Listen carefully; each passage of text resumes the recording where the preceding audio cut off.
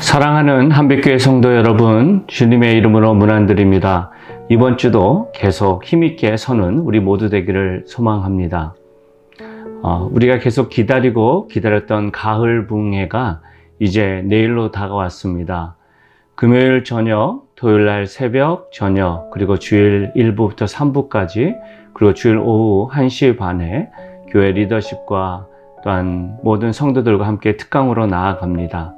하나님을 미소짓게 하는 인생이란 주제를 보면서 우리의 인생, 하나님의 부르심, 또한 성공관, 축복관에 대해서 함께 깊이 생각하는 시간을 통해 우리 한빛교회 성도 한 분 한 분이 더욱더 삶을 잘 준비하며 나아가는 기회가 되기를 소망합니다. 저희가 계속해서 다니엘서 말씀을 보고 있습니다. 세상을 이기는 믿음 시리즈 계속 보고 있는데요. 지난주는 저희가 4장을 함께 보면서 세상을 이기는 믿음, 성도로서 우리는 멘토로 서야 한다라는 부분을 말씀을 통해 봤어요. 말씀드린 것 같이 다니엘서 4장은요 특별한 의미가 있습니다. 왜냐하면 주님을 모르는 이방 나라의 왕이 자신이 경험한 하나님을 삶의 고백으로, 회심으로 온 열방에 증거하는 메시지를 담고 있기 때문입니다. 2절에서 3절은 그는 이렇게 하나님을 높입니다. 지극히 높으신 하나님이 내게 행하신 이적과 놀라운 일을 내가 알게 하기를 즐겨하노라. 참으로 크도다 그의 이적이요 참으로 능하도다 그의 놀라운 일이요 그의 나라는 영원한 나라요 그의 통치는 대대에 이르리로다. 느부갓네살 왕은요 2장에서 3장에서 하나님을 경험했습니다. 하지만 그 경험은 하나님에 관한 것이었습니다. 4장은 이와는 다르게 하나님의 엄중한 경고가 있었고 다니엘은 그것이 왕에게 임하지 않기를 바랍니다 라는 부분으로 권면을 했지만 그는 결국 넘어졌고 7대라는 오랜 시간을 통해 그런 인간 이하의 삶을 살았습니다. 하지만 하나님은 그에게 다시 기회를 주셨고 그는 하나님 높이 올림을 통해서 많은 나라와 열방들이 여호와 하나님을 바로 아는 기회를 그의 고백을 통해 듣게 하셨습니다. 중요한 사실은 느부갓네살 왕 혼자서 여호와 하나님을 안 게 아니라는 겁니다. 다니엘이라는 귀한 멘토, 조언자가 있었습니다.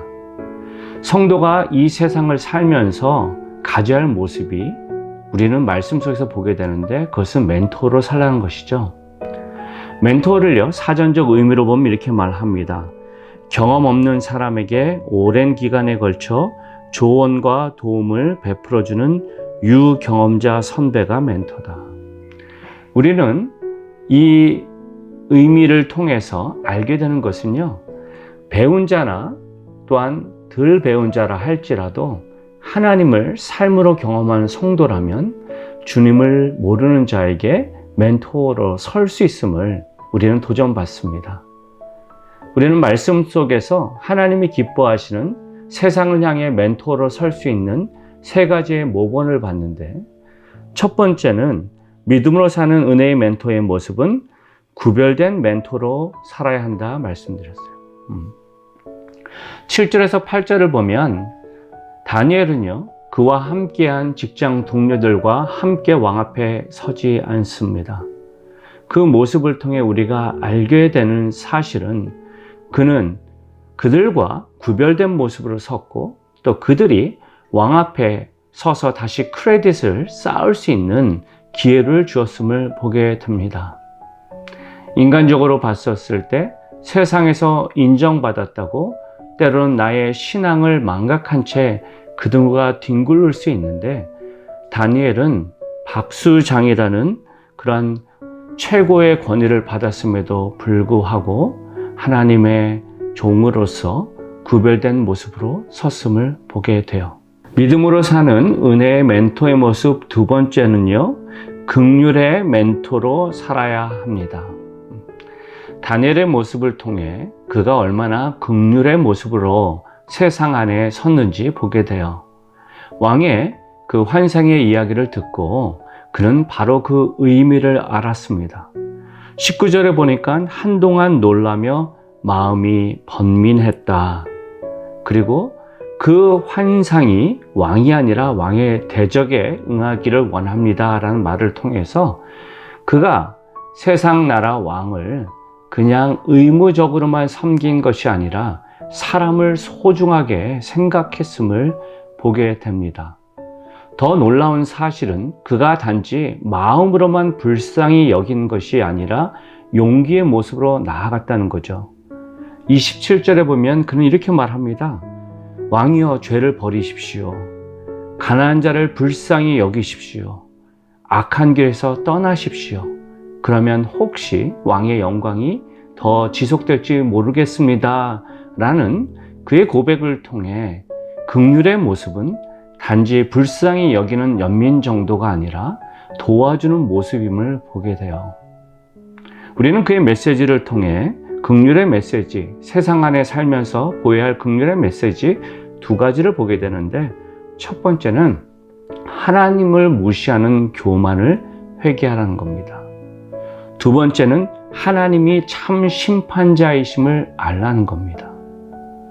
사랑하는 성도 여러분, 우리가 세상을 살면서 세상 친구들, 세상 보스들 보면서 때로는 그러한 모습 속에서 망령되게 사는 사람들을 볼 수 있어요. 세상의 법도는요, 하나님을 무시하는 것을 죄로 여기지 않습니다. 하지만 하나님의 말씀으로 볼 때 하나님이 하나님 되심을 무시하는 그 교만은 가장 패역한 죄이고 그 끝은 사망이라는 겁니다. 저희가 삶을 살아가면서 우리의 이웃들에게 그것을 지혜롭게 나누면 좋겠어요. 하나님이 계심을, 또한 언젠가는 우리의 삶을 그 앞에서 평가받게 됨을 지혜롭게 알려주는 긍휼의 멘토로, 메신저로 설 수 있는 저와 여러분 되기를 소망합니다. 세 번째로 믿음으로 사는 은혜의 멘토의 모습은 남을 세우는 멘토로 살아야 한다는 겁니다. 다니엘서 4장, 분명히 다니엘서 저자의 입장에서 말씀을 풀어갈 수 있었습니다. 하지만 그는 자신을 드러내지 않고 느부갓네살 왕의 입장에서 자신이 경험한 하나님을, 그리고 높여드리는 그 모습을 통해 그의 신앙의 고백이 우리에게 훨씬 더 가깝게 와닿게 했고 많은 사람들에게 공감을 얻게 했다는 겁니다. 저는 우리 한빛교회가 정말 생명을 낳는 믿음 공동체로서 많은 이들을, 주님을 알지 못하는 자들을 주님께 돌아오게 하고 권면하는 많은 성도들이 생길 것을 기대하고 기도하고 있습니다. 그때 우리가 기억해야 할 사실은 나를 그 스팟라이트에서 드러내지 않고 오히려 남을 세워줄 수 있는 귀한 모습이 될 때 우리 한빛교회가 더 풍성한 모습으로 서 나아갈 줄 믿습니다. 베드로후서 3장 9절은 이렇게 말합니다. 주의 약속은 어떤 이들이 더디다고 생각하는 것 같이 더딘 것이 아니라 오직 주께서는 너희를 대하여 오래 참으사 아무도 멸망하지 아니하고 다 회개하기에 이르기를 원하시느니라. 저희 교회가 그 하나님 아버지의 마음, 하나님이 바라보시는 이 죄된 세상에 참고 참으시는 그 마음을 우리가 바로 알고 나아간다면 정말 저희 교회가 생명을 바로 나누는 믿음 공동체로 바로 설 줄 믿습니다. 바라기는 우리 성도 한 분 한 분이 그러한 삶을 가정 안에서, 직장 안에서, 이웃과 함께 온전히 나누시기를 높으신 예수님의 이름으로 축원드립니다. 함께 기도하시겠습니다.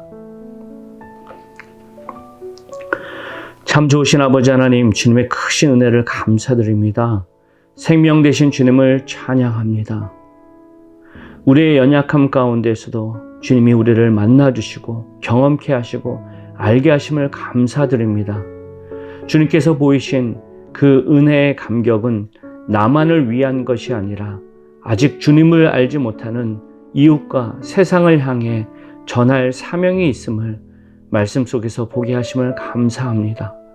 우리 사랑하는 성도 한 분 한 분이 세상이 바라보는 기준이 아니라 하나님이 바라보시는 모습 안에서 세상 속에 담대히 살아내며 세상에서 헤매는 많은 자들의 손을 붙잡아주고 생명으로 귀한 말씀으로 나누는 복된 인생 살아낼 수 있도록 주님 도와주시옵소서.